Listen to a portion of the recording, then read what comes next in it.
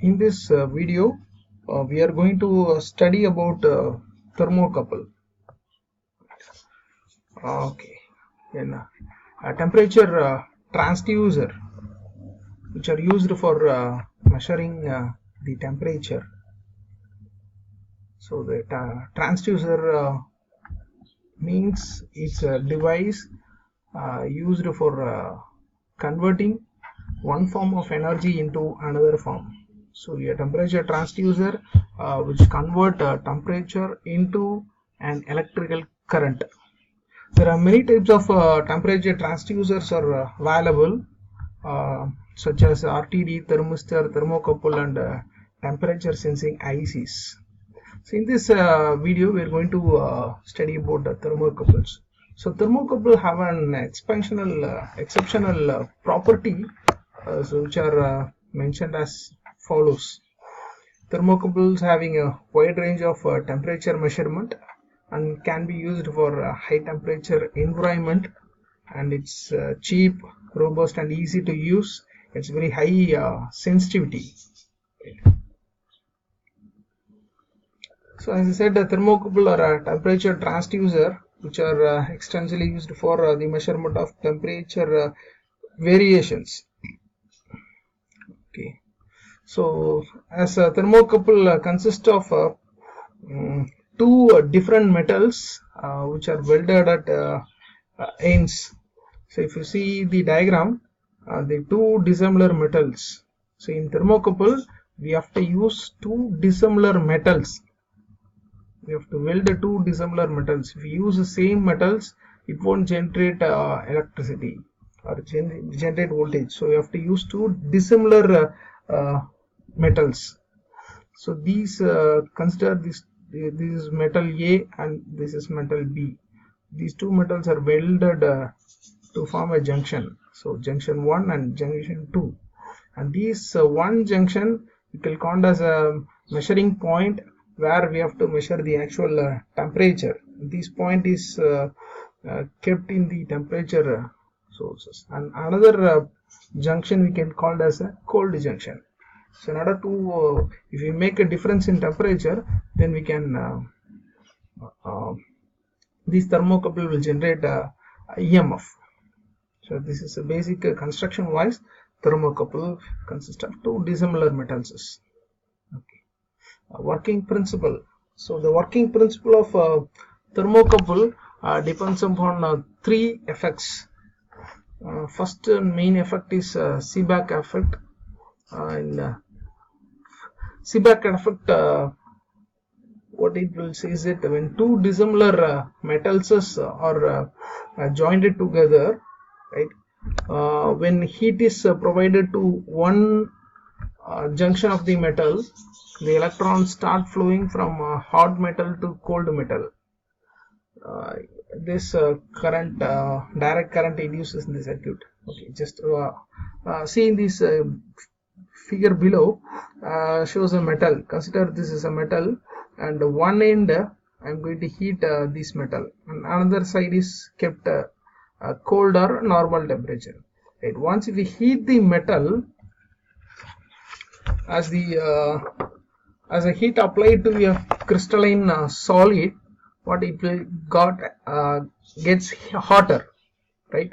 On the atomic level, we can say in metal, the kinetic energy of an atom, has increased.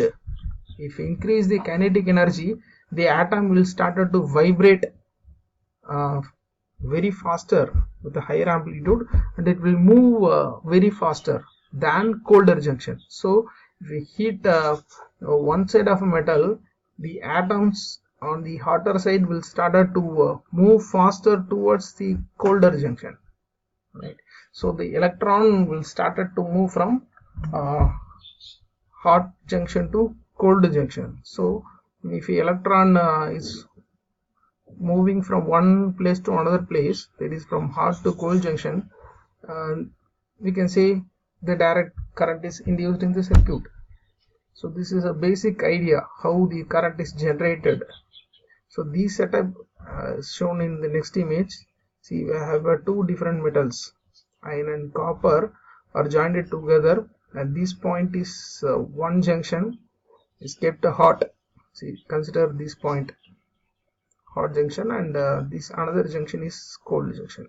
So if we kept a metal at two different temperature, the electron will move from high temperature point to low temperature point. So the movement of electron will induce an EMF.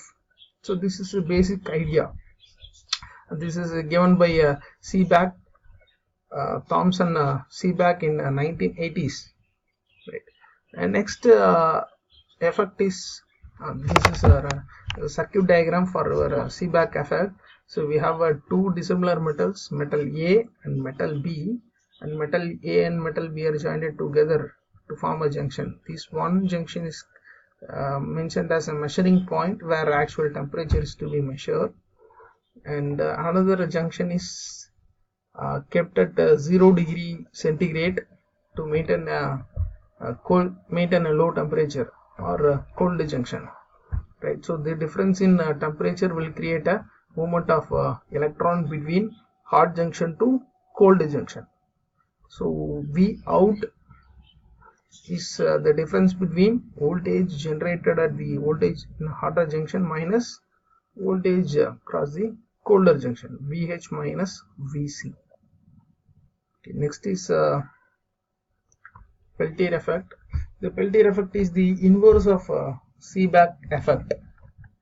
The Peltier effect says that the temperature difference can be created between any two different conductors by applying a potential difference between them. If we apply a potential difference between two conductors, the temperature will be created. The temperature difference will be created. So thereby we can measure the amount of potential difference. It's a reverse of Seebeck effect, right?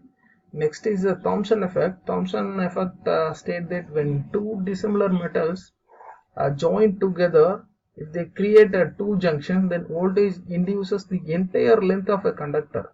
What Thomson says, if a two dissimilar metals are kept at two different temperatures, and each and every point in the metal or that wire, an EMF will be induced.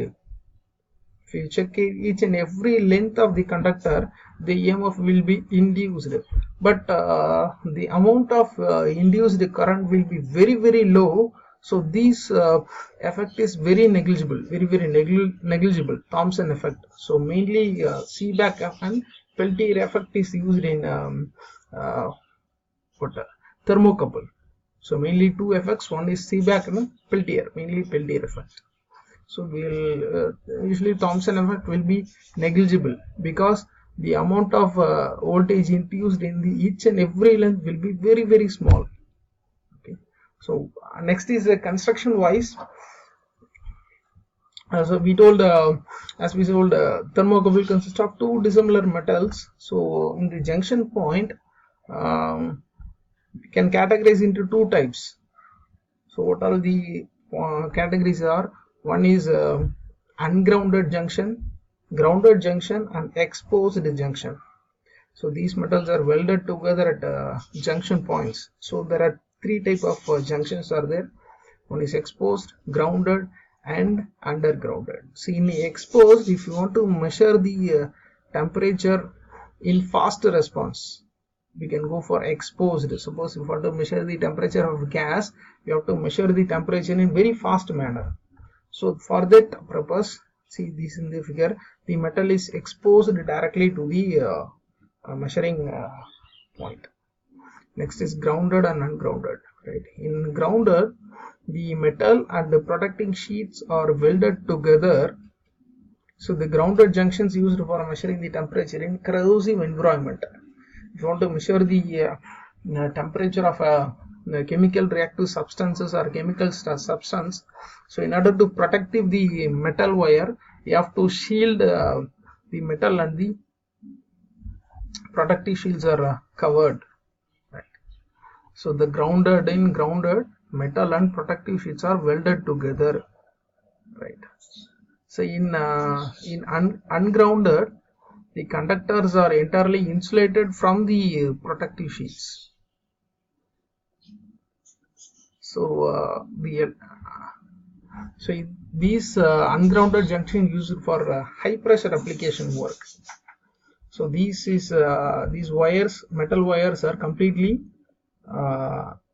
insulated from the protecting sheets. So if you see the diagram, we can see this exposed, the shield is open, so directly the metal is exposed to the measuring substances. The grounded, see this protecting and metals are welded together. Here the metals and protective sheets are isolated. Metals are isolated from the protecting shield. So different types are there. So based upon the requirement, we can select what type of junctions. So next is a type of thermocouple sensors. So as we told, there are two dissimilar metals are joined together. So based upon the type of metals, we can categorize the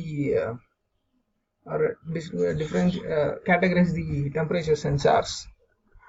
So depends upon the type of metal used, we have 4 types, and depending upon the calibrations also we have 4 types. So we'll see one by one. See, I mentioned 8. So first 4 for metal, type of metal used, and next is calibration, type of calibration used. So if you take a K, the temperature ranges will be from minus 180 to 1130, so 1300. So this term indicates a temperature range, and this is our output voltage for a K type, microvolt per degree centigrade, and this is a metal. So one metal and this is second metal. So metal A and metal B, two dissimilar metals are welded together. So different type of metals used, based on the type of sensor we can classify. So this is the circuit diagram for your thermocouple. We have used 2 metals, iron and constant. Right, this is the measuring point, and this is the cold junction. After the cold junction, we can connect our voltmeter, the moving iron meter, for measuring the EMF. And how to select a thermocouple? So thermocouple, basically we can select depends upon the temperature range, right, and the installation requirement. So if the measuring point, if the holes are very small, and we can go for such type of temperature measuring devices. So it depends upon the installation requirement, chemical resistance to the thermocouple or shield material, and temperature range, and application. Depends upon the application, we can select the type of thermocouple. Okay, and advantages and disadvantages. One advantage is operation cost is low, the operation range is very wide, and thermal reaction is fast, and depends upon the type, that is grounded, ungrounded, and exposed. So depends upon the, if you want to select, if you depends upon the type, and this is very much useful. It is robust and can use in environment like harsh, such as well as high vibration. So depends upon the type, we can go for this vibration, high vibration, thermal reaction is fast, operation. But one disadvantage is accuracy is very low. So in order to improve the accuracy, one type of thermocouple is thermopile. Here the series of thermocouples are connected in order to increase the temperature, increase the output. Suppose this is one thermocouple, this is second thermocouple, and this is third thermocouple. All these 3 are connected in series. If T2 is increased, right, we can increase the output temperature. See, this is a one thermocouple, and this is 3 thermocouples. So the output is 3